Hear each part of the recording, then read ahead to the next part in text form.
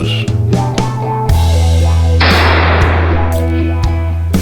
If you want to kill yourself, why don't you want to kill yourself? Now's your chance.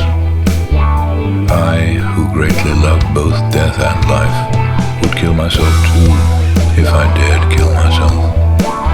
If you dare, then be daring. What good to you is the changing picture of outer images we call the world? What good is this cinema of ours played out by actors with stock roles and gestures? This colorful circus of a never-ending drive to keep going? What good is your inner world, which you don't know?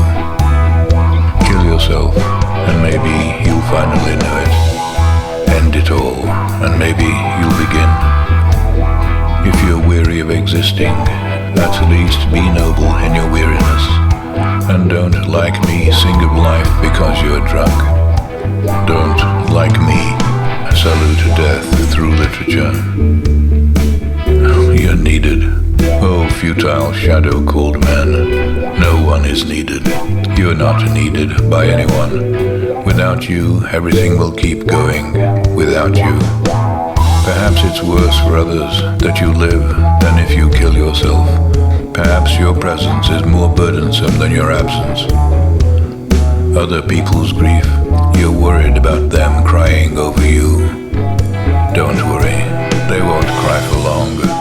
The impulse to live gradually stanches tears when they're not for our own sake, when they're because of what happened to someone else, especially death, since after this happens to someone, nothing else will. First, there's anxiety, the surprise of mystery's arrival, and of your spoken life's sudden absence. Then there's the horror of your visible and material coffin, and the men in black whose profession it's to be there. Then the attending family, heartbroken and telling jokes, mourning between the latest news from the evening papers, mingling grief over your death with the latest crime, and you merely the incidental cause of that lamentation. You who will be truly dead, much deader than you imagine, much deader down here than you imagine, even if in the beyond you may be much more alive. Next comes the black procession to the vault or grave, and finally the beginning of the death of your memory. At first everyone feels relieved that the slightly irksome tragedy of your death is over. Then, with each passing day, the conversation lightens up and life falls back into its old routine. Then you are slowly forgotten. You're remembered only twice a year, on your birthday and your death day. That's it. That's all. That's absolutely all. 2 times a year, they think about you. 2 times a year, those who loved you heave a sigh, and they may sigh on the rare occasions that someone mentions your name. Look at yourself in the face, and honestly face what we are. If you want to kill yourself, then kill yourself. Forget your moral scruples or intellectual fears. What scruples or fears influence the workings of life? What chemical scruples rule the driving impulse of sap, the blood's circulation and love? What memory of others exists in the joyous rhythm of life? Ah, vanity of flesh and blood, cold man. Can't you see that you're utterly unimportant?